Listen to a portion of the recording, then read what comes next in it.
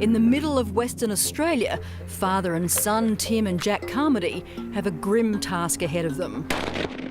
What we've got is Dad just trying to bring down with the plane and push them out into an open area, because in the mulga it gets a little bit harder to get to them. Culling camels is part of daily life on this 405,000 hectare property, Prenty Station. It started out in regular sort of mobs that I'd be expecting in summer, 13s, 14s, the occasional 35.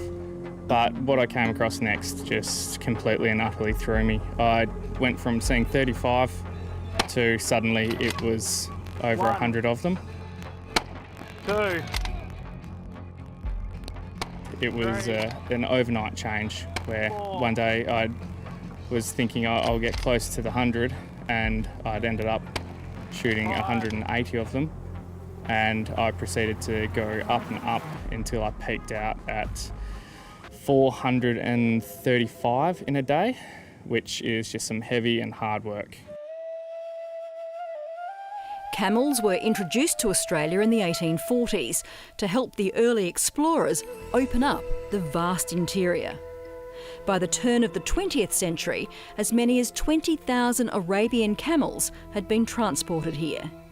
They're dromedaries, meaning they have just one hump. Around 2,000 handlers or cameleers also migrated. When trucks took over, camels were set free, and Australia now supports the largest wild population of dromedaries in the world. Over the last few years, they've become basically plague proportions in the whole Central Australia. There's estimated to be 1.2 million feral camels, with their numbers doubling every decade. They cause about $10 million damage each year to native vegetation, infrastructure and waterways. Definitely in the last 12, 18 months here, you know, we've just absolutely been hammered by them. And I think you can put that all down to the dry. I've never seen such poor, emaciated, you know, starving, perishing camels in my whole life. And these ships of the desert have a phenomenal capacity to drain water destined for cattle. Yeah, a camel, when it's thirsty, will be able to drink 100 litres, 200 litres. They'll just power through it, and that'll be a few minutes. At Carnegie Station, manager Brendan Carew is also dealing with invading camels from the adjoining desert. So we've just pulled up our solar pump, and we're going to lower down a sub pump for the night just to catch up a bit of water here, because camels have been drinking the tank dry at the trough down there. He's had to constantly check the main watering points and install backup systems to try to replace water the camels have drained. It's another burden in caring for cattle already struggling with the driest summer on record.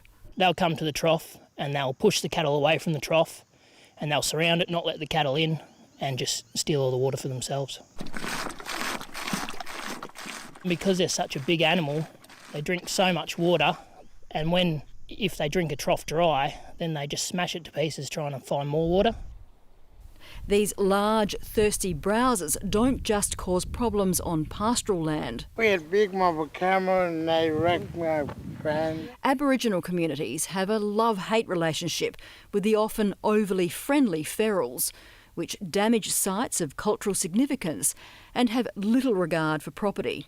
At times there can be up to 300 to 400 camels just walking into town. It's quite surreal. There's too many camels in this community, in this Peterman area, too many.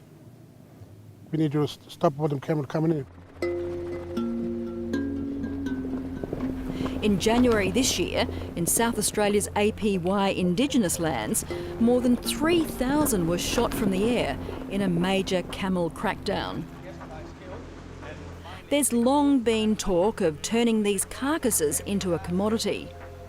But commercialisation is difficult and hasn't gained much traction. I would definitely love to see commercialisation. I think just shooting anything or destroying anything and leaving it to rot is just wasteful. You know, everything should be treated as a resource. But having said that, in the absence of a market that's of scale, you know, that can actually deal with the numbers we're talking about, the immediate option is an aerial culling program. In the last 5 years, I would have had well over 1,000 separate inquiries from 50 plus countries looking for everything from meat's the main one, meat's 90% of the inquiries, but then you go into live export, you go into wool, you go into milk, you go into the hump fat, and all those sorts of things come from that. So there's numerous aspects of the camel and numerous countries that want camel meat. Former camel catcher Paddy McHugh is all for a new industry. He travels regularly to the Middle East and is a camel broker of sorts. We have a problem with camels in Australia, I'm not denying that, but shooting it will never work. You will never shoot the problem away. The only way to fix the problem, the only way, is to commercialise the industry. Even if domestic and international markets were secured, camels would probably need to be farmed to ensure consistency of quality and supply. A lot of the camels occur in very remote areas where there's no infrastructure, which is needed for them to be mustered and put on trucks and sent off to abattoirs and so on. So that is a major constraint. Also, the remoteness of the sites means that the transport costs are high.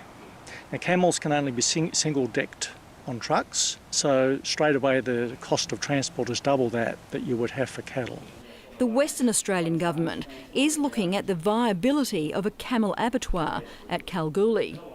Mobile abattoirs are another option. Mobile abattoirs or central accumulation points would be a pretty good step towards making the camel marketable and lowering our transport costs.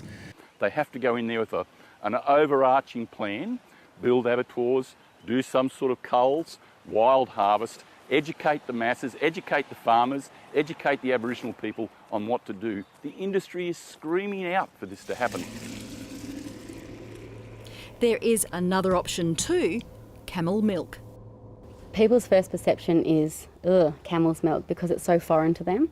And then by the time they have their little taste, they go, oh, it tastes just like cow's milk, you know, slightly salter aftertaste. There are several camel dairies from Queensland down to Victoria, and they've all based their milking herds on feral camels that have been caught from the wild and trained to cope with handling.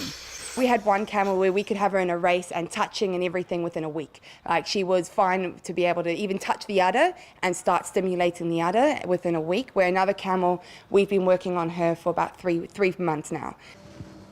The Bedouins have long believed in the healing power of camel milk, with its low lactose and low cholesterol. But with the industry here in its infancy, producers are learning as they go. It's the agony and the ecstasy. So it is just when you think you're trucking along really well, you'll get a curveball. Each animal only produces 5 to 6 litres a day, considerably less than dairy cows. And without the usual structures in place to transport and market the milk, the shelf price is more than $20 a litre, in line with the cost internationally. In Dubai, for instance, where labour is low cost, retail prices are around about $15 Australian per litre. And in the US, where demand is strong and supply is short, retail prices are about $30 a litre. Some producers are drying the milk into a powder so it has a longer shelf life and can be exported. Others are turning it into cheese and yoghurt and even skincare.